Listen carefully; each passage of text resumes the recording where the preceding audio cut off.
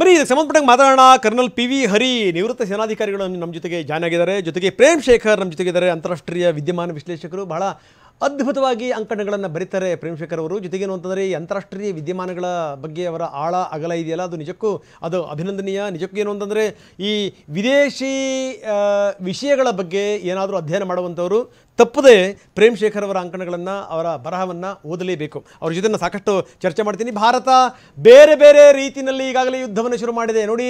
ಶಸ್ತ್ರ ಹಿಡ್ಕೊಂಡು ಮಾಡುವಂಥ ಯುದ್ಧ ಬೇರೆ, ಆದರೆ ಇನ್ನು ಬೇರೆ ಬೇರೆ ರೀತಿಯ ಯುದ್ಧಗಳಿವೆ. ಒಂದು ಕಡೆಗೆ ಇಲ್ಲಿ ತನಕ ನೀರು ನಿಲ್ಲಿಸಬೇಕು ಅಂತ ಎಂದೂ ಕೂಡ ಯೋಚನೆ ಮಾಡಿರಲಿಲ್ಲ ಭಾರತ. ಏನೋ ಅಯ್ಯೋ ಅಂತ ಇತ್ತು, ಹೋಗಲಿ ಬಿಡಿ, ಕುಡಿಯೋ ನೀರಿಗೆ ಯಾಕೆ ನಾವು ತೊಂದರೆ ಕೊಡಬೇಕು, ಬೆಳೆಯೋ ನೀರಿಗೆ ಯಾಕೆ ತೊಂದರೆ ಕೊಡಬೇಕು ಅಂತ. ಕುಡಿಯೋಕ್ಕೂ ಇಲ್ಲ, ಬೆಳೆಯೋಕ್ಕೂ ಇಲ್ಲ, ಬಾಯ್ ಬಡ್ಕೋಬೇಕು ಇವಾಗ. ಯಾಕಂದರೆ ಈ ಕಡೆ ಭಾಗದಲ್ಲಿ ಪಂಜಾಬ್ ಆಗಿರ್ಬೋದು, ಸಿಂಧ್ ಪ್ರಾಂತ್ಯ ಆಗಿರ್ಬೋದು, 40% ಬೆಳೆಗಳು ಬೆಳೆಯುವಂಥದ್ದು ನಾವು ಬಿಡುವಂಥ ನೀರಿನ ಮೇಲೇ ಅವಲಂಬನೆ. 20% ಅಲ್ಲಿ ಜನರಿಗೆ ಏನಾದರೂ ಉದ್ಯೋಗ ಸಿಗ್ತಾ ಇದೆ ಅಂತಂದರೆ, ವ್ಯವಹಾರಕ್ಕೆ ದಾರಿ ಕೊಡ್ತಾ ಇದೆ ಹೊಟ್ಟೆ ಹೊರ್ಕೊಳ್ಳೋಕ್ಕೆ ಅಂತಂತಂದರೆ ಅದಕ್ಕೆ ಕಾರಣ ನಾವು ಬಿಡುವಂಥ ನೀರು. ನಾವು ನೀರನ್ನು ಸಂಪೂರ್ಣವಾಗಿ ನಿಲ್ಲಿಸ್ತೀವಿ ಅಂತ ಘೋಷಣೆ ಮಾಡಾಗಿದೆ. ಒಂದು ಕಡೆಗೆ ನೀರು ನಿಲ್ಲಿಸಿದ್ವಿ, ಇನ್ನೊಂದು ಕಡೆಗೆ ಮೊನ್ನೆ ನೀರು ಬಿಟ್ಟಂಥ ರೀತಿ ಇತ್ತಲ್ಲ, ಅದು ಕೋಚ್ಕೊಂಡು ಹೋಗೋ ರೀತಿಯಲ್ಲಿ ನೀರು ಹರಿತಾ ಇದೆ ಇನ್ನೊಂದು ಕಡೆಗೆ. ಇದು ಮೊದಲ ಯುದ್ಧ. ಇದು ಪಾಕಿಸ್ತಾನ ಹೇಳ್ತು ನಾವು ಇದನ್ನು ಯುದ್ಧ ಅಂತಲೇ ಪರಿಗಣಿಸ್ಬಿಡ್ತೀವಿ ಅಂತ. ನೀವು ಯುದ್ಧ ಅಂತಂದರೆ ಬೇಕಾದ ಪರಿಗಣಿಸಿ, ನೀರು ಬಿಡಲ್ಲ. ಇನ್ನು ಬಾಯಿ ಬಿಡ್ಕೊಳ್ಳೋದೊಂದೇ ಬಾಕಿ ಉಳಿದಿರುವಂಥದ್ದು. ಜೊತೆಗೇನು ಅಂತಂದರೆ ಪ್ರಧಾನಿಯವರ ಜೊತೆಗೆ ಇವತ್ತು ರಕ್ಷಣಾ ಸಚಿವರು ಇವತ್ತು ಮಾತಾಡ್ತಾರೆ, ಇವತ್ತು ಸಭೆ ಮಾಡ್ತಾ ಇದ್ದಾರೆ, ಮೀಟಿಂಗ್ ಮಾಡ್ತಾ ಇದ್ದಾರೆ. ಅದರ ಬಗ್ಗೆ ವಿವರಗಳು, ಜೊತೆಗೆ ಎಲ್ಲೆಲ್ಲಿ ಆಯಕಟ್ಟಿನ ಜಾಗದಲ್ಲಿ ಸೇನೆ ಸಜ್ಜಾಗಿ ನಿಂತಿದೆ, ಯಾವ್ಯಾವ ರೀತಿ ದಾಳಿ ಮಾಡಬೇಕು ಅಂತ ಯೋಚನೆ ಮಾಡಲಾಗ್ತಾ ಇದೆ, ಕಾಯ್ತಾ ಇದ್ದಾರೆ. ಯಾವ ಸಂದರ್ಭದಲ್ಲಿ ಏನು ಬೇಕಾದರೂ ಆಗಿಬಿಡ್ಬೋದು.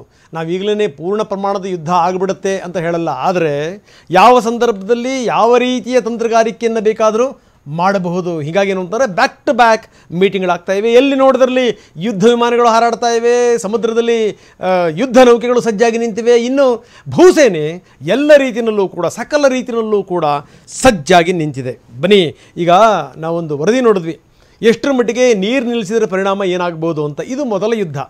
ಈ ಬಾರಿ ನನಗನ್ನಿಸ್ತಾ ಇದೆ ಭಾರತ ಬೇರೆ ಬೇರೆ ರೀತಿಯ ತಂತ್ರಗಾರಿಕೆಗಳನ್ನು ಖಂಡಿತವಾಗಲೂ ಹೆಣಿತಾ ಇದೆ. ಯಾಕಂದರೆ ಇಲ್ಲಿ ತನಕ ಅಪ್ಪಿತಪ್ಪಿ ನಾವು ನೀರು ನಿಲ್ಲಿಸುವಂಥ ಪ್ರಯತ್ನವನ್ನು ಮಾಡಿರಲಿಲ್ಲ. ಈಗ ಅದಕ್ಕೂ ಕೂಡ ಬಂದಿದ್ದೀವಿ ಅಂತಂತಂದರೆ ಬಹುಶಃ ಮುಂದಿನ ದಿನಗಳಿದಾವಲ್ಲ, ಮುಂದಿನ ದಿನಗಳು ಭಯಂಕರವಾಗಿರ್ತವೆ, ಅದರಲ್ಲಿ ಯಾವುದೇ ಡೌಟ್ ಇಲ್ಲ. ಪ್ರೇಮ್ ಶೇಖರ್ ನಮ್ಮ ಜೊತೆಗಿದ್ದಾರೆ, ಅಂತಾರಾಷ್ಟ್ರೀಯ ವಿದ್ಯಮಾನ ವಿಶ್ಲೇಷಕರು. ಪ್ರೇಮ್ ಶೇಖರ್ ಜಿ, ಕಾರ್ಯಕ್ರಮಕ್ಕೆ ತಮಗೆ ಸ್ವಾಗತ. ನಾವು ಹೇಳ್ತಾ ಇದ್ವಿ, ನಾವು ಹಲವಾರು ವಿಚಾರಗಳನ್ನು ತೋರಿಸ್ತಾ ಇದ್ವಿ. ಇದೆಲ್ಲದರ ಜೊತೆಗೆ ಪಾಕಿಸ್ತಾನದ ಒಬ್ಬ ಮಂತ್ರಿ ಮಾತಾಡ್ತಿದ್ದಂಥ ಮಾತನ್ನು ಕೂಡ ನಾವು ಕೇಳಿದ್ವಿ. ನೀವು ಏನಾದರೂ ಆ ರೀತಿ ಮಾಡಿಬಿಟ್ರೆ ಒಂಥರ ಅನ್ನನಾಳನ್ನೇ ಕತ್ತರಿಸ್ದಂಗೆ ಅಂತ. ನಿಜ, ನಾವು ಕುತ್ತಿಗೆ ಕತ್ತರಿಸ್ಬೇಕು ಅಂತಲೇ ಆ ರೀತಿ ಮಾಡ್ತಾ ಇರುವಂಥದ್ದು. ಯಾಕಂದರೆ ಅದು ಒಣಗದಾಗಲೇ ನಿಮಗೆ ಅದರ ಯೋಗ್ಯತೆ ಏನು ಅಂತ ಗೊತ್ತಾಗುವಂಥದ್ದು. ಪುಕ್ಸೆಟ ಸಿಕ್ಕಂಥ ನೆಲ, ಪುಕ್ಸೆಟ ಸಿಕ್ಕಂಥ ನೀರು, ಪುಕ್ಸೆಟ ಸಿಕ್ಕಂಥ ಎಲ್ಲ ಸೌಲಭ್ಯಗಳು, ಅದರಿಂದಾಗಿ ನಿಮ್ಮ ಹಾರಾಟ ಇದೆಯಲ್ಲ ಅದನ್ನು ಕೊನೆಗೊಳಿಸಬೇಕು ಅಂತ ಭಾರತ ಇಟ್ಟಿರುವಂಥ ಮೊದಲ ಹೆಜ್ಜೆ ಇದು. ಸರ್, ಈ ಬೇರೆ ಬೇರೆ ರೀತಿಯ ಯುದ್ಧಗಳ ಬಗ್ಗೆ ನಾನು ಹೇಳ್ತಾ ಇದ್ದೆ. ಇದು ಮೊದಲು ಈ ರೀತಿ ಹೆಜ್ಜೆ ಇಟ್ಟಿರುವಂಥದ್ದು ಇದೆಯಲ್ಲ ಸರ್, ನೀರು ನಿಲ್ಲಿಸ್ತೀವಿ ಅಂತ. ಅದರ ಪರಿಣಾಮಗಳೇನು, ಜೊತೆಗೇನು ಅಂತಂದರೆ ಈಗ ಯಾವ್ಯಾವ ರೀತಿ ತಂತ್ರಗಾರಿಕೆಯನ್ನು ಭಾರತ ಹೆಣಿತಾ ಇದೆ ಅಂತ. Yes sir. ಆಕ್ಚುಲಿ ಅಲ್ಲಿ ಸಿಂಧು ಜಲ ಒಪ್ಪಂದವನ್ನು ಅಬೇನ್ಸಲಿಟ್ಟದ್ದು ನೀರ್ ನಿಲ್ಸೋದು ಒಂದೇ ಅಲ್ಲ, ಎರಡು ಆಕ್ಚುಲಿ ಬೇಕಾದಾಗ ನೀರ್ ಬಿಟ್ಬಿಡೋ ಸ್ವತಂತ್ರವೂ ನಮಗೆ ಬಂದಿದೆ ಇವಾಗ. ಒಂದು, ಎರಡು, ಇದು ನಾವು ಡಾಟಾ ಕೊಡೋದಿಲ್ಲ. ಅಂದ್ರೆ ನೋಡಿ, ಆ ನದಿಗಳಲ್ಲಿ ನೀರಿನ ಮಟ್ಟ ಯಾವಾಗ್ಲೂ ಒಂದೇ ರೀತಿ ಇರೋದಿಲ್ಲ. ಒಂದು ದಿನ ಹೆಚ್ಚಾಗ್ಬೋದು, ಒಂದಿನ ಕಡಿಮೆ ಆಗ, ಒಂದು ಸೀಸನ್ ಅಲ್ಲಿ ಜಾಸ್ತಿ ಆಗ್ತದೆ, ಒಂದು ಸೀಸನ್ ಕಡಿಮೆ ಆಗ್ತದೆ. ಆ ಡಾಟಾನೆಲ್ಲ ಡೇ ಟು ಡೇ ಬೇಸಿಸ್ ಅಲ್ಲಿ ಪಾಕಿಸ್ತಾನಕ್ಕೆ ಕೊಡ್ತಾ ಇದ್ದದ್ರಿಂದ ಅವ್ರಿಗೆ ಅದರ ಆಧಾರದ ಮೇಲೆ ತಾವು ಏನೇನು ಮಾಡ್ಕೋಬಹುದು ಅನ್ನೋ ಒಂದು ಸೂಚನೆ ಸಿಗ್ತಾ ಇತ್ತು. ಈಗ ಡಾಟಾ ಅವ್ರಿಗೆ ಸಿಗೋದಿಲ್ಲ. ಯಾವಾಗ ನೀರು ಬರ್ತದೆ ಅಂತಲೂ ಗೊತ್ತಾಗಲ್ಲ, ಯಾವಾಗ ಬರೋದಿಲ್ಲ ಅಂತಲೂ ಗೊತ್ತಾಗೋದಿಲ್ಲ. ಪ್ರತಿದಿನವೂ ಅವರ ಒಂದು ಆಂಗ್ಸೈಟಿಲಿ ಇರಬೇಕು ಅವರು ಅದ್ರ ಬಗ್ಗೆ. ಇದು ಅವರು ಅದೊಂದು ಸೈಕಲಾಜಿಕಲ್ ಪ್ರೆಷರ್, ಪಾಯಿಂಟ್ ನಂಬರ್ 1. ಇನ್ನೊಂದು, ನಾವು ನೀರು ನಿಲ್ಸೋದಷ್ಟೇ ಅಲ್ಲ, ನಿಲ್ಸೋದಕ್ಕೆ ಆಗೋದೇ ಇಲ್ಲ. ನಮ್ಮ ಮಿನಿಸ್ಟರ್ ಹೇಳ್ತಾ ಇದ್ರು, ಏಕ್ ಬೂಂದ್ ಪಾನಿ ಬಿ ನೈ ಜಾಯೇಗಿ ಅಂತ ರಿಟಾರಿಕ್ ಅಷ್ಟೇ ಮಾಡೋದಕ್ಕೆ ಆಗೋದೇ ಇಲ್ಲ. ಯಾಕಂದ್ರೆ ಆಕ್ಚುಲಿ ಆಮೇಲೆ ನಾವು ಕಟ್ಟಿರೋ ಡ್ಯಾಮ್ಗಳ ಮೇಲೆ ಓವರ್ಫ್ಲೋ ಆದ್ರೆ ಹೋಗೇ ಹೋಗ್ತದೆ ಪಾಕಿಸ್ತಾನಕ್ಕೆ. That's A different thing. ಅದು ಒಪ್ಕೊಳ್ಳೋಣ, ಮಿನಿಸ್ಟರ್ ರಾಜಕಾರಣಿಗಳ ರಿಟಾರಿಕ್ ಅಲ್ಲಿ ನಾವು ನೀರನ್ನ ಬಿಟ್ಬಿಡೋ ಸ್ವಾತಂತ್ರ್ಯವೂ ಇದೆ. ಮೊನ್ನೆ ನೋಡಿದ್ವಿ ಝೀಲಂ ನಿನ್ನೆ ನೀರು ಏಕಾಏಕಿ ಹೋದದ್ದು. ಪಾಕಿಸ್ತಾನಿಗಳು ನಿನ್ನೆ ಹೇಳ್ತಾ ಇದ್ದದ್ದು ನಾನು ಕೇಳಿಸ್ಕೊಂಡೆ, 1992 ನಂತರ ಇದೇ ಮೊದಲನೇ ಸಲ ಅಂತ ಆ ಪ್ರಮಾಣದಲ್ಲಿ ನೀರು ಹೋಗಿರೋದು. 20 ರಿಂದ 30 ಅಡಿಗಳ ಎತ್ತರಕ್ಕೆ ನೀರು ಹರಿತಾ ಇತ್ತು ಅಲ್ಲಿ ಝೀಲಂನಲ್ಲಿ. ಅದು ಅದರಿಂದ ಆದ ಪರಿಣಾಮ ಏನು? ಪಾಕಿಸ್ತಾನಿ ಆರ್ಮಿ ಮೂವ್ಮೆಂಟ್ಗೆ ತೊಂದರೆ ಆಯಿತು. ಪಾಕಿಸ್ತಾನ್ ಮೇನ್ಲ್ಯಾಂಡ್ ಇಂದ POKಗೆ ಟ್ಯಾಂಕ್ಗಳನ್ನೆಲ್ಲ ಕಳಿಸ್ತಾ ಇದ್ರಲ್ಲ, ಆ ಎಷ್ಟೋ ಟ್ಯಾಂಕ್ಗಳ ಮೂವ್ಮೆಂಟ್ ಅಲ್ಲೆಲ್ಲ ಸ್ಟ್ರಕ್ ಆಗ್ಬಿಟ್ವು. ಸೊ ಈ ನೀರನ್ನ ಮತ್ತೆ ಏಕಾಏಕಿ ಬಿಟ್ಟದಿದೆಯಲ್ಲ, ಅಲ್ಲಿ POK ನಲ್ಲಿ ಆರ್ಮಿನ ಡಿಪ್ಲಾಯ್ ಮಾಡೋದಕ್ಕೆ ಪ್ಲಾನ್ ಮಾಡ್ತಿದ್ರಲ್ಲ, ಅದು ಅಫೆಕ್ಟ್ ಆಯ್ತು. ಹೀಗಾಗಿ ನಾವು ಇದನ್ನ ಸಿಂಧೂ ಜಲ ಒಪ್ಪಂದದ ಈ ಎಲ್ಲಾ ಅಂಶಗಳನ್ನ ನೋಡ್ಬೇಕು. ನಾವು ಅದನ್ನ ಒಂದು ಒಂದು ಒಂದು ಒಂದು ಒಂದು ಒಂದು ಅಸ್ತ್ರವಾಗಿ ನಾವು ಪಾಕಿಸ್ತಾನ ವಿರುದ್ಧ ಬಳಸ್ತಾ ಇದ್ದೀವಿ. ಅದನ್ನ 2 ಸಲ ಮಾಡಿ ಐತೆ ಇವಾಗಲೇ.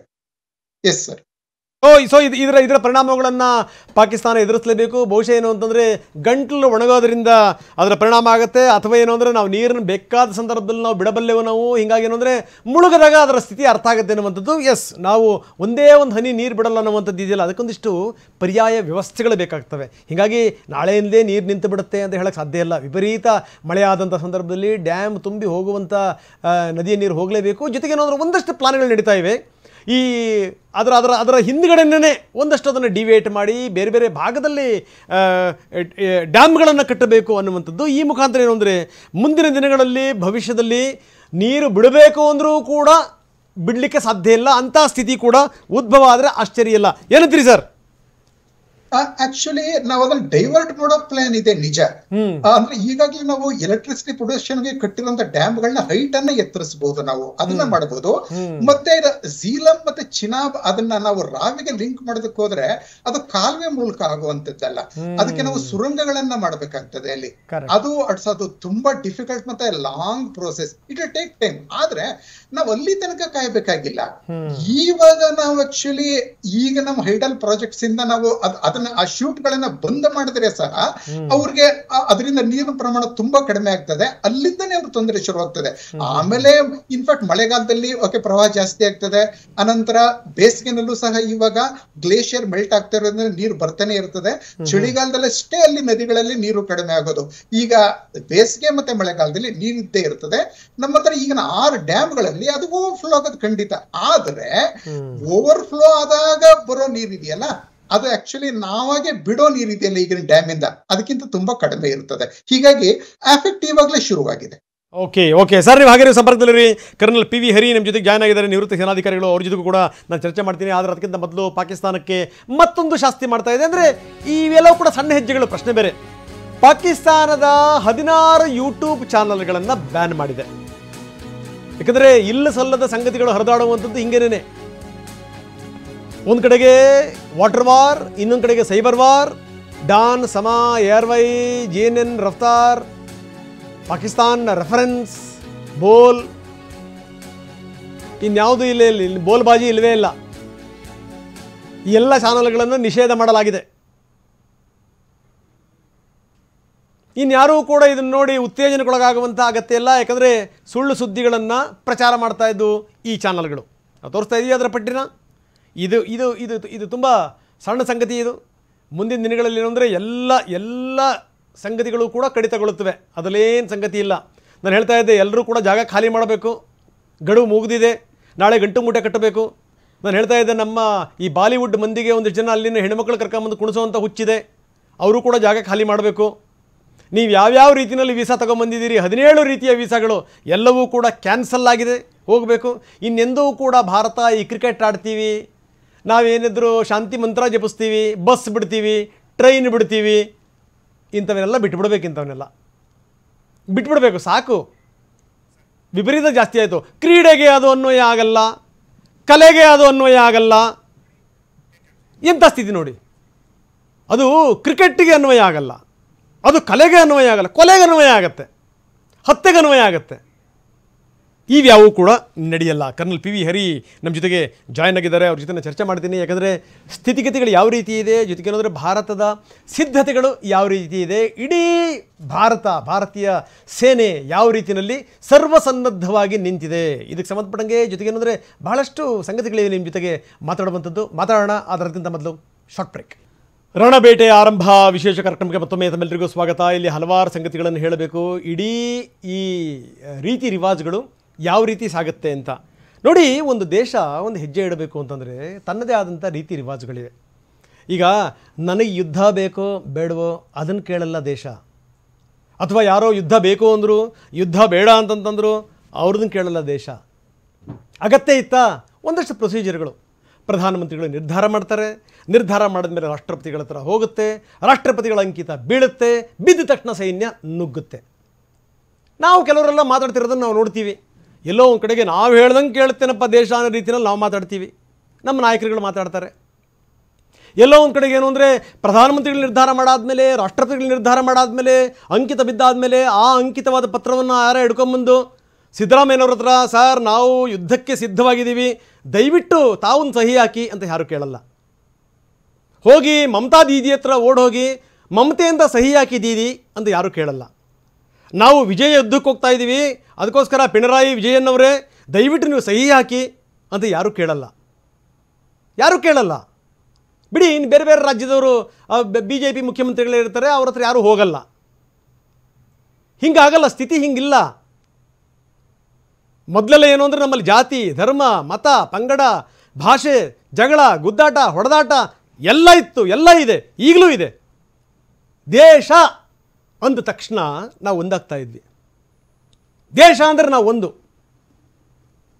ನಿರ್ಧಾರಕ್ಕೆ ಬಂತು ಅಂತಂದರೆ ನುಗ್ಗೋದೇ ಕೆಲಸ. ದೇಶ ರಕ್ಷಣೆ ನಮ್ಮ ಮೊದಲ ಆದ್ಯತೆ. ಹೀಗಾಗಿ ಯಾರ್ದೋ ಮುಖ್ಯಮಂತ್ರಿಗಳ ಹತ್ರ ಬಂದು ಆಮೇಲೆ ಸಿದ್ದರಾಮಯ್ಯನವರು ಹೇಳಿದ್ರು, ಇಲ್ಲ ಹಿಂಗೊತ್ತ ನಾನು ಆ ರೀತಿ ಹೇಳಿಲ್ಲ, ಯುದ್ಧ ಬೇಡವೇ ಬೇಡ ಅಂತ ಹೇಳಲಿಲ್ಲ, ಅಗತ್ಯ ಇದ್ದರೆ ಮಾತ್ರ ಯುದ್ಧ ಮಾಡಬೇಕು. ಅಗತ್ಯ ಎಷ್ಟಿದೆ, ಏನು, ಎತ್ತ ಅದು ನಿರ್ಧಾರ ಮಾಡುವಂಥವ್ರು ನೀವಲ್ಲ, ಅದು ನಿರ್ಧಾರ ಮಾಡುವಂಥವ್ರು ಕೇಂದ್ರ ಸರ್ಕಾರದವರು, ಪ್ರಧಾನಮಂತ್ರಿಗಳು, ರಾಷ್ಟ್ರಪತಿಗಳು ಅದನ್ನು ನಿರ್ಧಾರ ಮಾಡುವಂಥವ್ರು. ಅದಕ್ಕೆ ನಾನು ಹೇಳ್ತಾ ಇದ್ದೆ, ದೇಶದ ಜನರನ್ನು ರಕ್ಷಿಸಲು ನಾನು ಬದ್ಧ, ದೇಶದ ಜನರನ್ನು ರಕ್ಷಿಸಲು ನಾನು ಬದ್ಧ. ಹೀಗಾಗಿ ಯುದ್ಧಕ್ಕೆ ನಾನು ಸಿದ್ಧ, ಪ್ರತಿ ಬಾರಿ ನಗಲು ನಾನಲ್ಲ ಬುದ್ಧ ಅನ್ನುವಂಥ ಒಂದು ಮಾತಿದೆ. ಸಾಕು ಶಾತಿ ಮಂತ್ರಗಳು, ಸಾಕು. ಸರ್ವೇ ಜನ ಸುಖಿನೋ ಭವಂತು, ಸಾಕು ಸ್ವಾಮಿ. ನಮ್ಮ ಜನ ಸುಖಿನೋ ಭವಂತು. ಫಸ್ಟು ನಾವು ಚೆನ್ನಾಗಿರಬೇಕು. ವಸುದೈವ ಕುಟುಂಬಕಂ ಪಕ್ಕದಲ್ಲಿಡಿ, ದೇಶ ರಕ್ಷಣೆ ಮಾಡ್ಕೊಳ್ಳಿ ಮೊದಲು.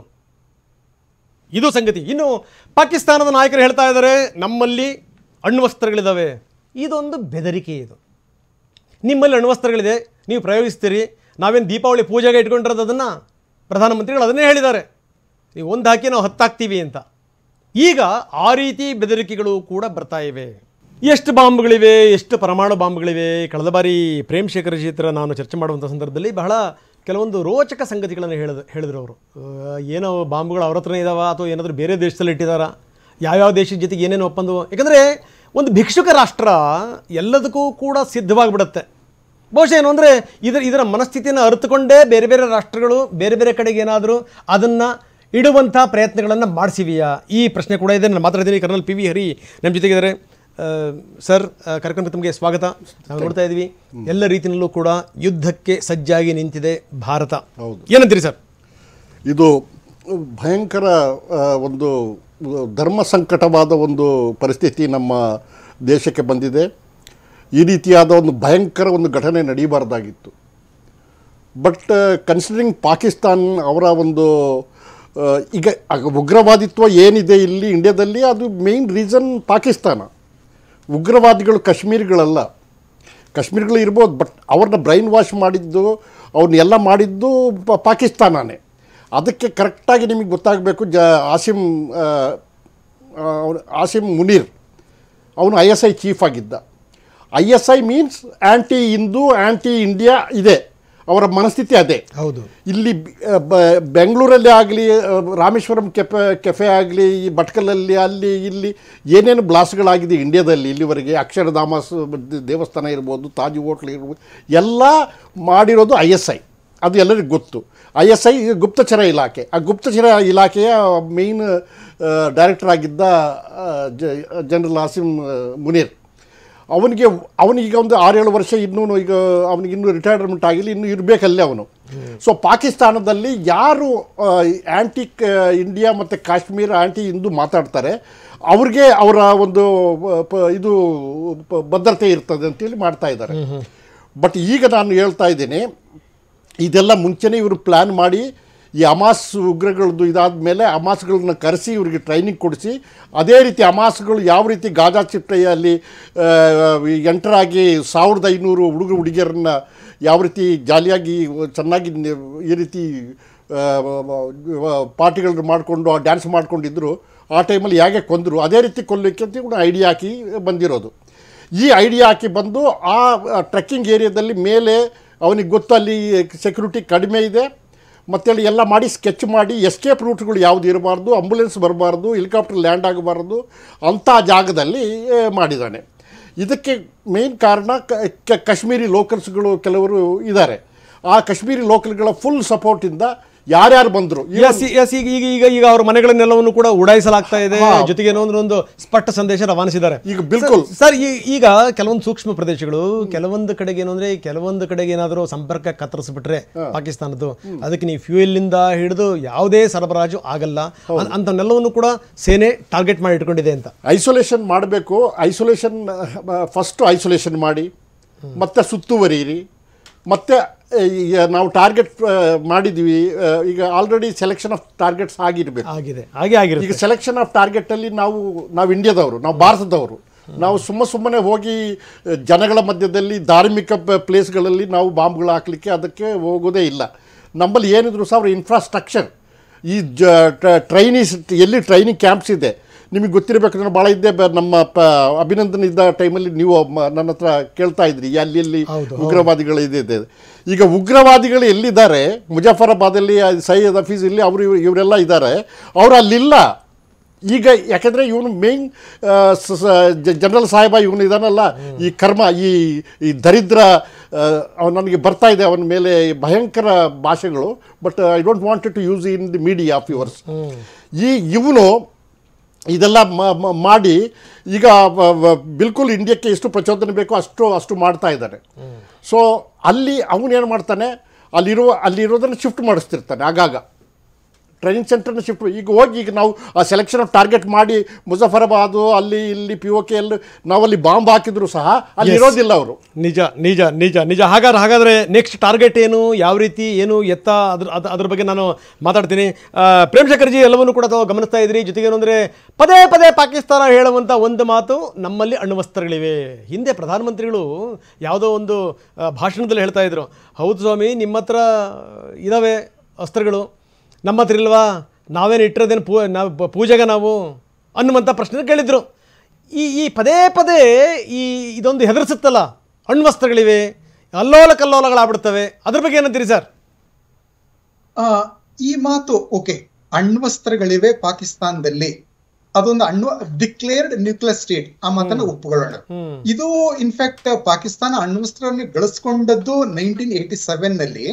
1990 ಇಂದಲೂ ಈ ಪ್ರಾಬ್ಲಮ್ ಅನ್ನ, ಅಥವಾ ಪಾಕಿಸ್ತಾನ ಇದನ್ನ ಥ್ರೆಟನ್ ಮಾಡೋದನ್ನ, ಆ ಬ್ಲಾಕ್ ಮೇಲ್ ಟ್ಯಾಕ್ಟಿಕ್ಸ್ ನಾವು ನೋಡ್ತಾನೆ ಇದ್ದೀವಿ. ಜುಲೈ 1990 ನಲ್ಲಿ ಪಾಕಿಸ್ತಾನ ಮೊಟ್ಟ ಮೊದಲ ಬಾರಿಗೆ ನಮ್ಮ ವಿರುದ್ಧ ಅಣ್ವಸ್ತ್ರವನ್ನು ಉಪಯೋಗಿಸ್ತೀನಿ ಅಂತ ಥ್ರೆಟನ್ ಮಾಡಿದ್ದು. ಕಾಶ್ಮೀರ್ ಕ್ರೈಸಿಸ್ ಆಗಷ್ಟೇ ಶುರುವಾಗಿತ್ತು. VP ಸಿಂಗ್ ಗವರ್ನಮೆಂಟ್ ಬಹಳ ವೀಕ್ ಆಗಿತ್ತು.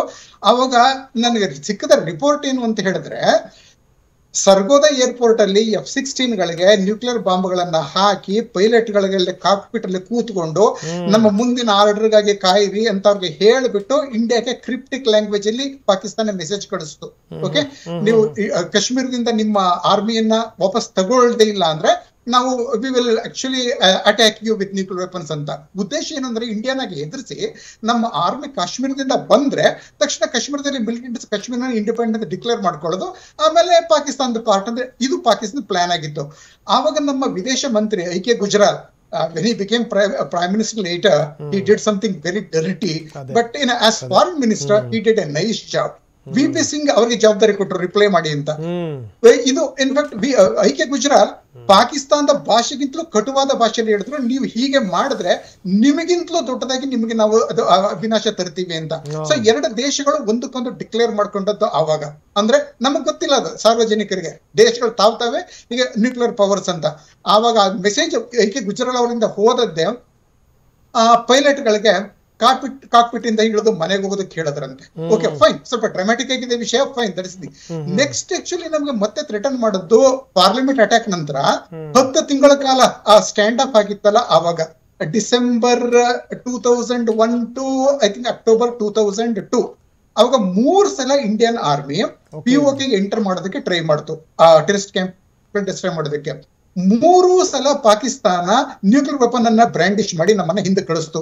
ಒಂದ್ ಸಲ ಜನವರಿ 2002 ನಲ್ಲಿ, ಮತ್ತೊಂದು ಜೂನ್ 2002 ನಲ್ಲಿ, ಮೂರನೇದು ನನಗೆ ಗೊತ್ತಾಗ್ತಾ ಇಲ್ಲ, ನಿಮಗೆ ಬಹುಶಃ ಕರ್ನಲ್ ಹರಿ ಅವರಿಗೆ ತಿಳಿದಿರ್ಬೋದು, ಅವರ ವಿಷಯ ನನ್ನ ಜೊತೆ ಹಂಚಿಕೊಂಡ್ರೆ ಅನುಕೂಲ ಆಗ್ತದೆ. ಗುಡ್. ಅಂದ್ರೆ ಪಾಕಿಸ್ತಾನ ಈತ ನ್ಯೂಕ್ಲಿಯರ್ ಬ್ಲಾಕ್ ಮೇಲ್ ಅನ್ನ ಮೊದಲಿಂದನೂ ಮಾಡ್ತಾನೆ ಇದೆ, ಈಗಲಲ್ಲ. ಆದ್ರೆ ಆಕ್ಚುಲಿ ಅದನ್ನ ಆ ಬ್ಲಾಕ್ ಮೇಲ್ ಅನ್ನ ನಾವು ಸುಳ್ಳು ಅಂತ ಇದು ಮಾಡೋದು ಉರಿ ಮತ್ತೆ ಬಾಲಾಕೋಟ್ ಅಟ್ಯಾಕ್ ಅಲ್ಲಿ. ಕರೆಕ್ಟ್. ಅನಂತರ ಈಗಲೂ ಅದನ್ನೇ ಹೇಳ್ತಾ ಇದ್ದಾರೆ. ನಾವು ಆಕ್ಚುಲಿ ನಾವೇನು ಡ್ರಾಯಿಂಗ್ ರೂಮ್ ಇಟ್ಕೊಳ್ಳೋದಕ್ಕೆ ಶೋಕೇಸ್ ಅಲ್ಲಿ ಅಂತ ಅದನ್ನ ನೋಡಿ. ಈಗ ವಿಷಯ ಏನಂದ್ರೆ ನಿಜವಾಗ್ಲೂ ಅವರಲ್ಲಿ ನ್ಯೂಕ್ಲಿಯರ್ ವೆಪನ್ ಇದೆಯಾ ಅಂತ ನಾನು ಮೊನ್ನೆ ನಿಮಗೆ ಹೇಳ್ತಾ ಇದ್ದೆ. ಪಾಕಿಸ್ತಾನಿ ನ್ಯೂಕ್ಲಿಯರ್ ವೆಪನ್ ಪ್ರೋಗ್ರಾಮ್ ಅನ್ನ ಫಂಡ್ ಮಾಡಿದ್ದು ಸೌದಿ ಅರೇಬಿಯಾ. ಆಗ ಒಂದು ಕಂಡೀಷನ್ ಇತ್ತು, ಸೌದಿ ಅರೇಬಿಯಾಗೆ ಯಾವಾಗ ಬೇಕು ಅನ್ಸುತ್ತೆ ಆಗ ಪಾಕಿಸ್ತಾನ ನ್ಯೂಕ್ಲಿಯರ್ ವೆಪನ್ ಅನ್ನ ಅಲ್ಲಿಗೆ ಟ್ರಾನ್ಸ್ಫರ್ ಮಾಡಬೇಕು, ಸಪ್ಲೈ ಮಾಡಬೇಕು ಅಂತ. ಪಾಕಿಸ್ತಾನ ನ್ಯೂಕ್ಲಿಯರ್ ವೆಪನ್ ನ ಇಟ್ಕೊಳ್ಳೋದಕ್ಕೆ ಏನೇನ್ ಫೆಸಿಲಿಟಿ ಮಾಡ್ಕೊಂಡಿದ್ಯೋ, ಅಂಡರ್ ಗ್ರೌಂಡ್ ಫೆಸಿಲಿಟೀಸ್, ಎಕ್ಸಾಕ್ಟ್ಲಿ ಅದರ ರೆಪ್ಲಿಕಾ ಸೌದಿ ಅರೇಬಿಯಾದಲ್ಲಿ ತಯಾರಾಗಿದೆ, ಬಹಳ ಹಿಂದೆನೆ ತಯಾರಾಗಿತ್ತು. ಹೀಗಾಗಿ 2023 ಜಾನ್ವರಿನಲ್ಲಿ ಪಾಕಿಸ್ತಾನದಿಂದ ನ್ಯೂಕ್ಲಿಯರ್ ವೆಪನ್ಸ್ ಅನ್ನ ಅಮೆರಿಕನ್ಸ್ ಸೌದಿ ಅರೇಬಿಯಾಗೆ ಶಿಫ್ಟ್ ಮಾಡಿದ್ದಾರೆ ಅನ್ನೋ ಸುದ್ದಿ ಇದೆ. ಇನ್ಫ್ಯಾಕ್ಟ್ ಆಕ್ಚುಲಿ ಓಕೆ ನಾವು ನಿಜ ಮಾಡೇ ಬಿಟ್ರು ಅಂತ ನಾವು ಹೇಳಕ್ಕಾಗಲ್ಲ, ಆದ್ರೆ ಅದೆಲ್ಲ ಒಂದು ರೀತಿಯ ಟೇಲ್ ಎವಿಡೆನ್ಸ್ ನಮಗೆ ಕಂಡು ಬಂದದ್ದು. ಅಂದ್ರೆ ಎಸ್ ಹೀಗಿದೆ ಅಂತ ಅನ್ಬಿಟ್ಟು ಕಾಣೋ ರೀತಿಯಲ್ಲಿ ಅಮೆರಿಕನ್ ಎಂಬಾಸಿನಲ್ಲಿ ನಮ್ಗೆ ಕಂಡಂತ ಇದು, ಎಂಬಾಸಿ ಮುಂದ್ಗಡೆ ಅದೇ ರೀತಿಯ ಬ್ಲಾಕ್ ಕಲರ್ ವೆಹಿಕಲ್ಗಳು ಪ್ಯಾರಡೈಸ್ ಪಾಯಿಂಟ್ ನಲ್ಲಿ ಕಂಡು ಬಂದದ್ದು. ಈಗ ಅದೆಲ್ಲ ನೋಡಿದ್ರೆ ಅಮೆರಿಕನ್ಸ್ ಹ್ಯಾವ್ ಡನ್ ಸಮಥಿಂಗ್. ಅಂದ್ರೆ ಆಗ ಹೇಳಿದ್ದು ಈ ವೆಪನ್ಸ್ ಅನ್ನೇ ಪ್ಯಾರಡೈಸ್ ಪಾಯಿಂಟ್ ಅಲ್ಲಿ ಕಳಿಸ್ಕೊಂಡು place Pakistan stores its nuclear weapons ಹಾಗಿದ್ರೆ ಟ್ರಾನ್ಸ್ಫರ್ ಆಗಿದೆ ಅಂತ ಅಂದ್ಕೊ. ಹಂಗಿದ್ರೆ ಪಾಕಿಸ್ತಾನದಲ್ಲಿ ನ್ಯೂಕ್ಲಿಯರ್ ವೆಪನ್ ಇಲ್ಲ, ಇದೆ, ಉಪಯೋಗಿಸೇ ಬಿಡ್ತಾರೆ. ಒಂದ್ ಚಾನ್ಸ್ ತಗೊಳ್ಳೋಣ, ಅವರ ಉಪಯೋಗಿಸೋ ಸಾಮರ್ಥ್ಯ, ಅವ್ರ ನ್ಯೂಕ್ಲಿಯರ್ ವೆಪನ್ ಅವ್ರ ಕೈಲಿದ್ರೆ ಉಪಯೋಗಿಸೋ ಸಾಮರ್ಥ್ಯ ಅವ್ರಿಗಿದೆ. ಶಾಹೀನ್ ಇದೆ, ಘಾವ್ರಿ ಇದೆ, ಗಜನವಿ ಇದೆ, ಮಿಸೈಲ್. ಆದ್ರೆ ಅದನ್ನ ತಡೆಯೋ ಸಾಮರ್ಥ್ಯ ನಮ್ಮಲ್ಲಿ ಇಲ್ವಾ? ನಮ್ಮಲ್ಲಿ ಇಂಡಿಜಿನಸ್ ಡೆವಲಪ್ಮೆಂಟ್ ಪೃಥ್ವಿ ಏರ್ ಡಿಫೆನ್ಸ್ ಸಿಸ್ಟಮ್ ಇದೆ, ಮತ್ತೆ ಅಡ್ವಾನ್ಸ್ಡ್ ಏರ್ ಡಿಫೆನ್ಸ್ ಸಿಸ್ಟಮ್ ಇದೆ. ಅದು ನಮ್ಮ ಇಸ್ರೇಲ್ ಐರನ್ ಡೋಮ್ ಗೆ ನಾವು ಕಂಪೇರ್ ಮಾಡ್ಕೋಬಹುದು, ಪೂರ್ಣ ಅಲ್ಲದೆ ಇದ್ರು. ಅದು ನಮ್ಮ capital city, major economic centres ಮತ್ತೆ ಮಿಲಿಟರಿ ಇನ್ಸ್ಟಾಲೇಷನ್ ಗೆ ಆ ಸಿಸ್ಟಮ್ ಇದೆ. ಪಾಕಿಸ್ತಾನಿ ಆಮೇಲೆ actually missiles cannot reach, absolutely no chance at all. ಮತ್ತೆ ಆಕ್ಚುಲಿ ನಮ್ಮ ಇದು ರಷ್ಯನ್ ತಗೊಂಡಿರೋದು S-400 ಆಂಟಿ ಮಿಸೈಲ್ ಸಿಸ್ಟಮ್ ಅದು ಇದೆ. ಹೀಗಾಗಿ ಪಾಕಿಸ್ತಾನ ಯಾವ ಟ್ರೈ ಮಾಡಿದ್ರು ಸಹ ನಮ್ಮ ಸ್ಪೇಸ್ ಒಳಗೆ ಬರಕ್ಕಾಗಲ್ಲ. ಎಸ್ ಸರ್, ಇದಕ್ಕೆ ಸಂಬಂಧಪಟ್ಟ ಪ್ರೇಮ್ ಶೇಖರ್ಜಿ ನೀವು ಹಾಗೆ ಸಂಪರ್ಕದಲ್ಲಿ ಇದಕ್ಕೆ ಸಂಬಂಧಪಟ್ಟ ಇನ್ನಷ್ಟು ನಾನು ಮಾತಾಡ್ತೀನಿ. ಅದಕ್ಕಿಂತ ಮೊದಲು ಶಾರ್ಟ್ ಬ್ರೇಕ್. ರಣಬೇಟೆ ಆರಂಭ ವಿಶೇಷ ಕಾರ್ಯಕ್ರಮಕ್ಕೆ ಮತ್ತೊಮ್ಮೆ ತಮ್ಮೆಲ್ಲರಿಗೂ ಸ್ವಾಗತ. ಇಲ್ಲಿ ತನಕ ಸಾಕಷ್ಟು ಸಂಗತಿಗಳನ್ನು ನಾವು ಚರ್ಚೆ ಮಾಡಿದ್ದೀವಿ, ಇನ್ನೂ ಹಲವಾರು ಸಂಗತಿಗಳಿವೆ. ಯಾಕಂದರೆ ಈಗಾಗಲೇ ಟಾರ್ಗೆಟ್ ಪಾಯಿಂಟ್ಸ್ಗಳು ಯಾವ್ಯಾವುದು ಅನ್ನೋದನ್ನು ಭಾರತ ಸಿದ್ಧ ಮಾಡಿ ಇಟ್ಕೊಂಡಿದೆ. ಆಜ್ಞೆ ಬರ್ತಿದ್ದಂಗನೇ ಸೇನೆ ನುಗ್ಗುವಂಥದ್ದು ಗ್ಯಾರಂಟಿ. ಆದರೆ ಅದಕ್ಕೆ ತಕ್ಕ ಹಾಗೆ ನೋಡಿ ಬೇರೆ ಬೇರೆ ರೀತಿಯ ಪ್ರಯತ್ನಗಳು. ಇದು ಕೇವಲ ಏನು ಅಂದರೆ, ನಾನು ಅದಕ್ಕೆ ಹೇಳ್ತಾ ಇದ್ದೆ, ಬೇರೆ ಬೇರೆ ರೀತಿಯ ಯುದ್ಧಗಳನ್ನು ಮಾಡಲಿಕ್ಕೆ ಭಾರತ ಸಜ್ಜಾಗಿದೆ. ಒಂದು ನೀರಿನ ಯುದ್ಧ ಆಗಿರ್ಬೋದು, ಜಲಯುದ್ಧ. ಇನ್ನೊಂದೇನು ಅಂತಂದರೆ ಈ ರೀತಿ ನೋಡಿ ಈ ಸೈಬರ್ ಯುದ್ಧ ಇದೆಯಲ್ಲ, ಅದಕ್ಕೆ ಸಂಬಂಧಪಟ್ಟಂಗೂ ಈಗ ಭಾರತ ರೆಡಿಯಾಗಿರುವಂಥದ್ದು. ಎರಡನೇ ಸಂಗತಿ ಏನಪ್ಪ ಅಂದರೆ, ಒಳಗಡೆನೇ ಇರುವಂಥ ಆ ವೈಮನಸ್ಸುಗಳಿದಾವಲ್ಲ, ಆ ವೈಮನಸ್ಸುಗಳ ಶಕ್ತಿಯನ್ನು ಜಾಸ್ತಿ ಮಾಡೋದು. ಈಗಾಗಲೇ ನಾವು ನೋಡ್ತಾ ಇದ್ವಿ, ಆ ಮುಸುಕುಧಾರಿ ಬಂದು ಅವನ್ಯಾನೋ ಎತ್ತುಬಿಟ್ಟ, ಈ ಮುಸುಕುಧಾರಿ ಬಂದು ಇವ್ರು ಯಾರನ್ನೋ ಕೊಂದುಬಿಟ್ಟ ಅನ್ನುವಂಥದ್ದು ಇದೆಯಲ್ಲ, ಅಂಥ ಪ್ರಕರಣಗಳು ಪಾಕಿಸ್ತಾನದಲ್ಲಿ ಜಾಸ್ತಿ ಆದರೂ ಕೂಡ ಆಶ್ಚರ್ಯ ಇಲ್ಲ. ಇನ್ನೊಂದು ಕಡೆಗೆ ಯಾರ್ಯಾರು ಪ್ರತ್ಯೇಕತಾವಾದದ ಕೂಗನ್ನು ಎಬ್ಬಿಸಿದಾರಲ್ಲ, ಎಕ್ಸಾಂಪಲ್ ಬಲೂಚಿಸ್ತಾನ್, ಅಂಥ ಕೂಗುಗಳು ಜಾಸ್ತಿ ಆದರೂ ಕೂಡ ಆಶ್ಚರ್ಯ ಇಲ್ಲ. ಪಾಕಿಸ್ತಾನವೇ ಡಿವೈಡ್ ಆದರೂ ಕೂಡ ಅಚ್ಚರಿ ಇಲ್ಲ. ಇದೆಲ್ಲದರ ಜೊತೆಗೆ ಏನಾದರೂ ತಡವು ಬಿಟ್ಟರೆ ಸರಿಯಾದ ರೀತಿಯಲ್ಲಿ ಉತ್ತರ ಕೊಡ್ತೀವಿ ಅಂತ ಸಜ್ಜಾಗಿರುವಂಥ ಸೇನೆ. ಬನ್ನಿ PV ಹರಿ ಇದ್ರ ಬಗ್ಗೆ ಏನಂತಾರೆ ನೋಡೋಣ. ಸರ್, ನಾವು ಹೇಳ್ತಾ ಇದ್ವಿ ಏನು ಅಂದರೆ, ಈ ರೀತಿ ಈ ಪರ್ಮಿಷನ್ ಸಿಕ್ಕ ತಕ್ಷಣ ದಾಳಿಗೆ ಸಜ್ಜಾಗಿರಬೇಕು. ಜೊತೆಗೇನೆಂದರೆ ಈಗ ಪಾಕಿಸ್ತಾನವೇನು ಸುಮ್ಮನಿಲ್ಲ, ಅದು ಕೂಡ ತನ್ನ ಶಕ್ತಿ ಪ್ರದರ್ಶನ ಏನು ಅಂತ ತೋರಿಸುವಂಥ ಪ್ರಯತ್ನವನ್ನು ಮಾಡ್ತಾನೇ ಇದೆ. ಖಂಡಿತ. ಹೀಗಾಗಿ ಈಗ ನಾವು ಸರ್ವ ರೀತಿಯಲ್ಲೂ ಕೂಡ ಸಜ್ಜಾಗಿದ್ವಿ. ತಾವು ಸೇನೆಯಲ್ಲಿ ಇದ್ದಂಥವ್ರು, ಯಾವ ರೀತಿ ಭಾರತದ ಸೇನೆ ಎಷ್ಟರ ಮಟ್ಟಿಗೆ ಬಲಿಷ್ಠವಾಗಿದೆ ಸರ್? ಇದು ಆ್ಯಕ್ಚುಲಿ ಕನ್ವೆನ್ಷನಲ್ ವಾರ್ಫೇರ್ ಮುಂಚಿಂದಲೂ ಮಹಾಭಾರತ ರಾಮಾಯಣ ಕಾಲದ ಎಲ್ಲ ಮುನ್ನಾಗೊಂದು ಅದ್ರ ಬಗ್ಗೆ ಒಂದು ನಿಮಿಷದಲ್ಲಿ ಹೇಳ್ತೇನೆ ನಾನು. ಎಲ್ಲದಕ್ಕಿಂತ ಮುಂಚೆ ಇನ್ಫೆಂಟ್ರಿ ಅಂದರೆ ಕಾಲ್ದಳ ಹೋಗೋದಕ್ಕಿಂತ ಮುಂಚೆ ಅಶ್ವದಳ ಹೋಗುತ್ತೆ. ಅಶ್ವದಳ ಈ ರೀತಿ ಅದಾದಮೇಲೆ ಎನಿಮಿಯನ್ನು ಸಾಫ್ಟ್ ಮಾಡಿದ ನಂತರ ಇನ್ಫೆಂಟ್ರಿ ನುಗ್ಗಬೇಕದು. ಎಲ್ಲಿವರೆಗೆ ಎನಿಮಿ ಸಾಫ್ಟ್ ಆಗೋದಿಲ್ಲ, ಈ ನಮ್ಮಲ್ಲಿ ಕ್ಯಾಜುಯಾಲಿಟಿ ಜಾಸ್ತಿ ಆಗಬಾರ್ದು. ಇದು ಕನ್ವೆನ್ಷನಲ್ ವಾರ್. ಇದು ಕಂಪ್ಲೀಟ್ ಪ್ರಪಂಚದ ಎಲ್ಲ ಕಡೆ ಇದೇ ವಾರ್ ಟೆಕ್ನಿಕ್ಸನ್ನು ಯೂಸ್ ಮಾಡ್ತಾರೆ. ಈಗ ನಾವು ಸದ್ಯಕ್ಕೆ ಆರ್ಮಿ, ಏರ್ಫೋರ್ಸ್, ನೇವಿ ಈ ಮೂರು ಪಾಕಿಸ್ತಾನವನ್ನು ಸುತ್ತುವರೆದಾಯಿತು. LOCಯಲ್ಲಿ ನಮ್ಮ ಫೈರಿಂಗ್ ನಿಷೇಧವಾಗಿತ್ತು, ಸೀಸ್ ಫೈರಿಂಗ್ ಟ್ರೀಟಿ ಮುಗಿಯಿತು. ಯಾಕೆಂದರೆ 2 ಕಡೆ ಫೈರಿಂಗ್ ಸ್ಟಾರ್ಟ್ ಆಗಿದೆ. ನನಗೆ ಗೊತ್ತಾಗಿದೆ. ಈಗ ಎಲ್ಲ ಫೈರಿಂಗ್ ಸ್ಟಾರ್ಟ್ ಆಗಿದೆ. ಬಂಕರ್ಸ್ ಟು ಬಂಕರ್ ಅವರೆಲ್ಲದಕ್ಕೂ ಸಜ್ಜಾಗಿದ್ದಾರೆ. LOCಗಳ ಹಿಂದೆ ಆರ್ಟ್ಲರಿ ಗನ್ಸ್ಗಳಿದೆ. ಆರ್ಟ್ಲರಿ ಗನ್ಸ್ ಹಿಂದ್ಗಡೆ ಟ್ಯಾಂಕ್ಸ್ಗಳಿರ್ತದೆ. ಅದು ಹಿಂದೆ ನಮ್ಮ ಏರ್ಫೋರ್ಸ್ ಇರ್ತದೆ. ನೆವ್ವಿಯ ಸಮುದ್ರದಲ್ಲಿ ಕಣ್ಗಾವಲು ನಡೀತಿರ್ತದೆ. ಇದೆಲ್ಲ ಆಗೋದಕ್ಕಿಂತ ಮುಂಚೆ ನಾವು ಉತ್ತರ northern sector, western sector Punjab, eastern sector ಬಾಂಗ್ಲಾದೇಶಿಂದು, ಅವರು ಸದರ್ನ್ ಸೆಕ್ಟರ್ ಈ ಅರೇಬಿಯನ್ ಸಿ ಮತ್ತು ಹಿಂದೂ ಮಹಾಸಾಗರ ಮತ್ತು ಬೇ ಆಫ್ ಬೆಂಗಾಲ್, ಇದನ್ನು ನಾವು ಈ ಪರ್ಯಾಯ ದ್ವೀಪದಲ್ಲಿ ನಾವು ಇಂಡಿಯಾ ಇಸ್ ಎ ಪರ್ಯಾಯ ದ್ವೀಪ, ಪೆನಿನ್ಸುಲಾ. ಇದನ್ನು ಫಸ್ಟ್ ನಾವು ಸಾಲಿಡಿಫೈ ಮಾಡಿಕೊಂಡು ಅವರ ದುಸ್ಸಾಹಸ ಏನಾದರೂ ಮಾಡಿದರೆ ಅಲ್ಲಿ ಅವ್ರನ್ನ ತಡೆಗಟ್ಬೋದು. ಸೊ ಇದೆಲ್ಲ ಕ್ಲಿಯರ್ ಆಗಿ ಓಕೆ ಸಿಗ್ನಲ್ ಬಂದ ನಂತರ ನಾವು ನುಗ್ಗಲಿಕ್ಕೆ ಬಿಲ್ಕುಲ್ ರೆಡಿ ಇರ್ತೇವೆ. ನಾವು ನುಗ್ಗೋದಕ್ಕಿಂತ ಮುಂಚೆ ನಿಮಗೆ ಮುಂಚೆ ಹೇಳಿದಾಗೆ ಟಾರ್ಗೆಟ್ಸ್ಗಳನ್ನು ನಾವು ಯೋಚನೆ ಮಾಡಬೇಕು. ಅವರ ಡಿಸಿಪ್ಷನ್ ಅಂತೀವಿ. ಡಿಸಿಪ್ಷನ್ ಅಂತ ಹೇಳಿದ್ರೆ ನಮಗೆ ಮೋಸ ಮಾಡೋದು, ಇಲ್ಲೇನೋ ಇದ್ದಾಗೆ ತೋರಿಸ್ಕೊಳ್ಳೋದು, ಆ್ಯಕ್ಚುಲಿ ಅದು ಅಲ್ಲಿಲ್ಲ, ಬೇರೆ ಕಡೆ ಇರ್ತದೆ. ಈ ರೀತಿ ನಾವು ಇಂಟೆಲಿಜೆನ್ಸನ್ನು ಸೆಟಲೈಟ್ ದ್ವಾರ ಬೇರೆ ಬೇರೆ ಲೋಕಲ್ಸು ಕೆಲವ್ರನ್ನ ಬಿಟ್ಟು ಕೆಲವರು ಇದು ಮಾಡಿ ನಾವು ಇಂಟೆಲಿಜೆನ್ಸ್ ಗ್ಯಾದರ್ ಮಾಡಿರ್ತೀವಿ. ಈಗ ಲೇಟೆಸ್ಟ್ ಅವ್ರ ಡಿಪ್ಲಾಯ್ಮೆಂಟ್ ಎಲ್ಲಿದೆ, ಅವರ ಗನ್ಗಳು ಎಲ್ಲಿದೆ, ಅವರ ಟ್ಯಾಂಕ್ಸ್ಗಳೆಲ್ಲಿದೆ, ಅವರ ಏರ್ ಬೇಸಸ್ಗಳೆಲ್ಲಿದೆ, ಅವರ ಪ್ಲ್ಯಾನ್ಗಳು ಏನು ರೀತಿ ಆಗ್ತಾಯಿದೆ. ಕಾರ್ಗಿಲ್ ಟೈಮಲ್ಲಿ ಜನರಲ್ ಮುಷರಫ್ ಮಾತಾಡಿದ್ದನ್ನು, ವಾರ್ ರೂಮಿಂದ ಮಾತಾಡಿದ್ದನ್ನು ನಮ್ಮ ಜನಗಳು ಇದು ತೆಗೆದಿದ್ದಾರೆ. ಅವನ ಮಾತನ್ನು ನಾನು ಕಾರ್ಗಿಲ್ ವಾರ ಆಗಿದ್ದ ಕೂಡಲೇ ನೋಡಿದೆ ನಾನು, ಅವನು ಯಾವ ರೀತಿ ಮಾತಾಡ್ತಾ ಇದ್ದಾನೆ ಅಂತೇಳಿ. ಸೊ ನಮ್ಮಲ್ಲಿ ಕೆಪಾಸಿಟಿ ಇದೆ ನಮ್ಮ ಇಂಟೆಲಿಜೆನ್ಸ್ ಗ್ಯಾದರ್ ಮಾಡೋದವರು. ಅದೇ ರೀತಿ ಅವರು ಟ್ರೈ ಮಾಡ್ತಾರೆ. ಅವ್ರು ಟ್ರೈ ಮಾಡಿ ನಮ್ಮನ್ನು ಒಟ್ರಾಸಿ ಅವರ ಒಂದು ಚೀಪ್ ಕ್ವಾಲಿಟಿ ಅವ್ರದ್ದು ಗೊತ್ತು ನಿಮಗೆ. ಚೀಪ್ ಅಂದರೆ ಭಾಳ ಚೀಪ್ ಜನಗಳವರು. ಅವರು ಇದೇ ನಮ್ಮ ಇಲ್ಲಿ ಲೋಕಲ್ಸ್ಗಳನ್ನೆಲ್ಲ ISI ಏಜೆನ್ಸಿಗಳು ಇದು ಮಾಡಿ ಸುಳ್ಳು ಹಬ್ಬಿಸಿ ಅಲ್ಲಿ ಇಲ್ಲಿ ಬ್ಲಾಸ್ಟ್ಗಳು ಮಾಡಿಸಿ ಇಲ್ಲಿ ನಾವು ಉರಿಬೇಕಿಲ್ಲಿ, ನಾವು ಇಲ್ಲಿ ಉರಿದು ನಮ್ಮ ಅಟೆನ್ಷನ್ ಡೈವರ್ಟ್ ಆಗಬೇಕು. ಅದನ್ನು ಮಾಡ್ತಾರೆ ಈಗ.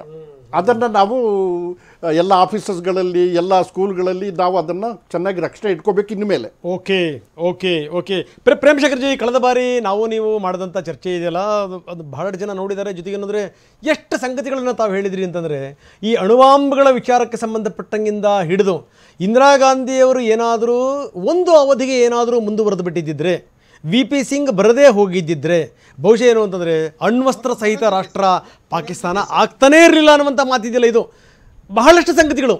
ಈಗ ಏನೇನು ಆಗಬಾರ್ದು ಅದೆಲ್ಲವೂ ಕೂಡ ಆಗೋಗಿದೆ. ಈಗ ಇನ್ನೆಂದೂ ಕೂಡ ಆಗಬಾರದು, ಅದಕ್ಕೋಸ್ಕರ ಭಾರತ ಸಿದ್ಧತೆ ಮಾಡ್ಕೊಳ್ತಾ ಇದೆ. ಈ ಬಾರಿ ಕೊಡುವಂಥ ಪ್ರತ್ಯುತ್ತರ, ಕೊಡುವಂಥ ಏಟು ಯಾವ ರೀತಿ ಇರಬಹುದು ಅಂತ ಹೇಳಿ ಅಂತೀರಿ ಸರ್? ಇರಬಹುದು ಅನ್ನೋದಕ್ಕಿಂತ ಇರಬೇಕು ಅಂತ ನಾವು ಕರೆಕ್ಟ್. ಯಾಕಂದ್ರೆ ಅದು ನಮ್ಮ ಪೊಲಿಟಿಕಲ್ ಮಿಲಿಟರಿ ಲೀಡರ್ಶಿಪ್ ಏನ್ ಯೋಚನೆ ಮಾಡ್ತಾ ಇದೆ ನಮ್ಗೆ ಪೂರ್ಣವಾಗಿ ಗೊತ್ತಿಲ್ಲ. ಆದ್ರೆ ಆಕ್ಚುಲಿ ಅವರು ಆದ್ರೆ ಅವ್ರು ಕೊಡೋ ಸಿಗ್ನಲ್ಗಳಿದೆಯಲ್ಲ, ಈ ತೊಂದರೆ ಪಾಕಿಸ್ತಾನದ ಬರುವಂತ ತೊಂದರೆ ಪರ್ಮನೆಂಟ್ ಆಗಿ ದೂರ ಆಗ್ಬೇಕು. ನಮಗೆ ನಾವು ಇನ್ನು ಎಷ್ಟು ಜನರೇಷನ್ಗಳು ನಾವು ಈ ಆತಂಕದಲ್ಲಿ ನಾವು ಇರಬೇಕು, ಅದರಿಂದ ನಿಲ್ಲಿಸ್ಬಿಡೋಣ ಅನ್ನೋ ಮಾತುಗಳು ಬರ್ತಾ ಇರೋದ್ರಿಂದ ಒಂದು ಪರ್ಮನೆಂಟ್ ಸೊಲ್ಯೂಷನ್ ಯೋಚನೆ ಮಾಡ್ತಾ ಇದ್ದಾರೆ ಅಂತ ಲೆಕ್ಕ ಹಾಕೊಳ್ಳೋಣ. ಇದರ ಅರ್ಥ ಏನು ಅಂತ ಹೇಳಿದ್ರೆ, ಕರ್ನಲ್ ಹರಿ ಅವರು ಸಹ ನಮ್ಮ ಪ್ರಿಪೇರ್ಡ್ನೆಸ್ ಬಗ್ಗೆ ತುಂಬಾ ಚಂದದ ಮಾತುಗಳನ್ನ ಹೇಳಿದ್ರು, ನೀವು ಸಹ ಹೇಳಿದ್ರಿ. ಅದನ್ನ ಮುಂದುವರಿಸಿ ನಾನು ಒಂದು ಮಾತಾಡ್ತೇನೆ. ಪಾಕಿಸ್ತಾನವನ್ನ ಡಿಸಿಂಟಿಗ್ರೇಟ್ ಮಾಡೋದು, ಇನ್ಫ್ಯಾಕ್ಟ್ ಅದಕ್ಕೆ ಈಗಾಗಲೇ ಬಲೂಚಿಸ್ತಾನದಲ್ಲಿ ವ್ಯವಸ್ಥೆ ಆಗಿದೆ ನೋಡಿ. ಕಳೆದ ವಾರದವರೆಗೂ ಪಾಕಿಸ್ತಾನಿ ಡಿಫೆನ್ಸ್ ಫೋರ್ಸ್ 40% ಇದ್ದದು ಅಫ್ಘಾನ್ ಬಾರ್ಡರ್ ನಲ್ಲಿ. ಆದ್ರೆ ಮೊನ್ನೆಯಿಂದ ಅವರು ಆಕ್ಚುಲಿ ಈ ಕಡೆ ಶಿಫ್ಟ್ ಮಾಡ್ತಾ ಇದ್ದಾರೆ. ಅಲ್ಲಿ ಆವಾಗ TTP ಹೇಳುತ್ತೇನೋ, ನಾವು ಆಕ್ಚುಲಿ ಶುರು ಮಾಡ್ತೀವಿ ನಮ್ಮ ಆಕ್ಟಿವಿಟೀಸ್ ಅಂತ ಹೇಳ್ದ. ಅಷ್ಟೇ ಅಲ್ಲ, ನಿನ್ನೆ ದಿನ ನಮ್ಮ ಫಾರಿನ್ ಮಿನಿಸ್ಟರ್ ನಲ್ಲಿ ಜಾಯಿಂಟ್ ಸೆಕ್ರೆಟರಿ ಇದಾರಲ್ಲ, ಪಾಕಿಸ್ತಾನ, ಅಫ್ಘಾನಿಸ್ತಾನ, ಇರಾನ್ ಆ ಡೆಸ್ಕ್ ಅನ್ನ ನೋಡ್ಕೊಳ್ಳುವಂತ ಆನಂದ್ ಪ್ರಕಾಶ್ ನಿನ್ನೆ ಕಾಬೂಲ್ ನಲ್ಲಿದ್ರು. ಅಲ್ಲಿ ಅವರು ಆಕ್ಚುಲಿ ಅಫ್ಘಾನಿಸ್ತಾನದ ಫಾರಿನ್ ಮಿನಿಸ್ಟರ್ ಅನ್ವರ್ ಮುತ್ತಾಕಿ ಅವರನ್ನು ಭೇಟಿ ಆದ್ರು. ವಿಷಯಗಳು ನಮ್ಗೆ ಗೊತ್ತದೇನು ಅಂದ್ರೆ ಅವರು ಟ್ರೇಡ್ ಬಗ್ಗೆ, ಇನ್ವೆಸ್ಟ್ಮೆಂಟ್ ಬಗ್ಗೆ ಎಲ್ಲ ಮಾತಾಡೋದಂತ. ಇನ್ನೊಂದು ಇಂಪಾರ್ಟೆಂಟ್ ರೀಜನಲ್ ಇಶ್ಯೂ ಬಗ್ಗೆ ಡಿಸ್ಕಸ್ ಮಾಡಿದ್ರು ಅಂತ. ರೀಜನಲ್ ಇಶ್ಯೂ ಅಂದ್ರೆ ಏನು? ಈ ಪ್ರೆಸೆಂಟ್ ಕ್ರೈಸಿಸ್. ಅದರ ಅರ್ಥ ಅಫ್ಘಾನಿಸ್ತಾನ ಇಂಡಿಯಾ ಮತ್ತೆ ಜೊತೆ ಆಗ್ಬೇಕು ಅಂತ. ನಾನು ಬೆಳಿಗ್ಗೆ ಪಾಕಿಸ್ತಾನಿ ಜರ್ನಲಿಸ್ಟ್ ಕಮರ್ ಚೀಮಾ ಅವ್ರ ಮಾತುಗಳನ್ನ ಕೇಳ್ತಾ ಇದ್ದೆ ಅವರದೇ ಚಾನೆಲ್ ನಲ್ಲಿ. ಅವ್ರು ಹೇಳಿದ್ರು ಇನ್ಫ್ಯಾಕ್ಟ್ ಇದು ಅಫ್ಘಾನಿಸ್ತಾನ ಈ ಟೈಮ್ ನಲ್ಲಿ ಇಂಡಿಯನ್ ಒಬ್ರು ಫಾರಿನ್ ಮಿನಿಸ್ಟರ್ ಅಫಿಷಿಯಲ್ ಹೋಸ್ಟ್ ಮಾಡೋದು ಅಥವಾ ಮುಂದಕ್ಕೆ ಹಾಕ್ಬೋದಾಗಿ ಬೇಡ ಈಗ ಬೇಡ ಅಂತ ಹೇಳ್ಬೋದಾಗಿತ್ತು. ಅದನ್ನ ಕರೆದು ರೀಸನ್ ಇಷ್ಟು ಫಾರಿನ್ ಮಿನಿಸ್ಟರ್ ಮಾತಾಡದ್ದು ಇದರ ಅರ್ಥ ಪಾಕಿಸ್ತಾನಕ್ಕೆ ಇದು ಎಚ್ಚರಿಕೆಯ ಗಂಟೆ ಅಂತ ಕಮರ್ ಚೀಮಾ ಅವ್ರು ಹೇಳ್ತಾ ಇದ್ರು. ಓಕೆ, ಸೊ ಇದನ್ನ ನೋಡಿದಾಗ ನಾವು ನಮ್ಮ ಕರ್ನಲ್ ಹರಿ ಅವರು ಒಂದು ಮಾತಾಡಿದ್ರಲ್ಲ, ಪಾಕಿಸ್ತಾನ ಸುತ್ತುವರಿಬೇಕು ಅಂತ, ಅದು ನಡೀತಾ ಇದೆ ಆಯ್ತಾ. ಸೊ ಮತ್ತೆ ಇರಾನ್ ನಮ್ಗೆ ನೆಗೋಷಿಯೇಟ್ ಮಾಡ್ತೀನಿ ಅಂತ ಬಂದ್ ಇರಾನ್ ತಂದೆ ಪ್ರಾಬ್ಲಮ್ ಸಿಕ್ಕಾಕತ್ತು ಬಂದರ್ ಅಬ್ಬಾಸ್ ನಡೆದಂತ ಆ ಎಕ್ಸ್ಪ್ಲೋಷನ್ ಇಂದ. ಅವರು ಏನು ಮಾಡಕ್ಕಾಗಲ್ಲ, ದೂರ ಹೊರಟೋದು. ಮತ್ತೆ ಚೈನಾ ಏನಾಗಿದೆ, ಈ ನವಾಜ್ ಶರೀಫ್ ದಿಸ್ ಮ್ಯಾನ್ ಶಹಬಾಜ್ ಶರೀಫ್ ಚೈನಾಗಿಗೆ 10 ಬಿಲಿಯನ್ ಯುವಾನ್ಸ್ ಕೊಡಿ ಅಂತ ಮೊನ್ನೆ ಕೇಳಿದ್ರು. ಅಂದ್ರೆ $1.4 ಬಿಲಿಯನ್ ಆಗ್ತದಂತೆ. ಚೈನಾ ಹೇಳ್ತು ಏನು ಕೊಡಲ್ಲ ನಿನಗೆ ಅಂತ, ಆಯ್ತಾ. ಅಂದ್ರೆ ಎಲ್ಲಾ ಕಡೆಯಿಂದ ಪಾಕಿಸ್ತಾನ ಏಕಾಂಗಿ ಆಗ್ತದೆ. ಇದನ್ನ ಉಪಯೋಗಿಸ್ಕೊಂಡು ಬಲೂಚ್ ರೆಬಲ್ಸ್ ಅನ್ನ, KPK ರೆಬೆಲ್ಸ್ ಅನ್ನ ನಾವು ಇನ್ನಷ್ಟು ಎನ್ಕರೇಜ್ ಮಾಡಬೇಕು. ಓಕೆ, ಮತ್ತೆ ಸಿಂಧ್ ನಲ್ಲಿ ಈಗಾಗಲೇ ಇಂಡಸ್ ರಿವರ್ದು ನೀರನ್ನ ನಮಗೆ ಕೊಡ್ತಾ ಇಲ್ಲ ಪಂಜಾಬ್ನವರು ಅಂತ ಹೇಳಿ ಗಲಾಟೆ ಶುರುವಾಗಿದೆ. ಆದ್ರೆ ಇನ್ನಷ್ಟು ಬೆಳೆಸ್ಬೇಕು. ಇನ್ನೊಂದು ಮಾತು ಹೇಳಿಬಿಡ್ತೀನಿ, 1982 ನಲ್ಲಿ ನಿಮಗೆ ಆಶ್ಚರ್ಯ ಆಗ್ಬೋದು ಈ ಮಾತು. 71 ನಲ್ಲಿ ಇಂದಿರಾ ಗಾಂಧಿ ಪಾಕಿಸ್ತಾನ ಡಿವೈಡ್ ಮಾಡಿದ್ರು. ಆದ್ರೆ 1982 ನಲ್ಲಿ ಪಾಕಿಸ್ತಾನದ ಜನರಿಗೆ ಅತ್ಯಂತ ಪ್ರಿಯ ಬಲೂಚಿಸ್ತಾನ್, KPK ಮತ್ತು ಸಿಂಧ್ ನಲ್ಲಿ ಅತ್ಯಂತ ಜನಪ್ರಿಯ ವ್ಯಕ್ತಿ ಇಂದಿರಾ ಗಾಂಧಿ ಆಗ್ಬಿಟ್ರು. ಯಾಕೆ ಅಂತ ಹೇಳಿದ್ರೆ ಜಿಯಾವುಲ್ ಹಕ್ದು ಆ ಮಿಲಿಟರಿ ರೂಲ್ ಅನ್ನ ಅಂತದ್ದು ಅದು ಅಂತ್ಯ ಮಾಡೋದಕ್ಕೆ ಪಾಕಿಸ್ತಾನಿ ಪೊಲಿಟಿಕಲ್ ಪಾರ್ಟೀಸ್ ಅಂತದ್ದು ಒಂದು MRD ಮೂವ್ಮೆಂಟ್ ಅಂತ, ಮೂವ್ಮೆಂಟ್ ಫಾರ್ ರೆಸ್ಟೋರೇಷನ್ ಡೆಮೋಕ್ರಸಿ ಒಂದು 14 ಪಾರ್ಟಿಗಳು ಸೇರ್ಕೊಂಡು ಮಾಡ್ಕೊಂಡಾಗ Indira Gandhi expressed open support of that movement. Immediately she became very dear to Pakistanis. ಸಿಂಧಿಗಳು ಮತ್ತೆ ಬಲೂಚಿಗಳು ಪಾಕಿಸ್ತಾನದಿಂದ ಸಸೀಡ್ ಆಗಿ ಇಂಡಿಯಾ ಜೊತೆನಲ್ಲಿ ಕಾನ್ಫೆಡರೇಷನ್ ಮಾಡ್ಕೋಬೇಕು ಅಂತ ಪ್ಲಾನ್ ಮಾಡಿದ್ವು.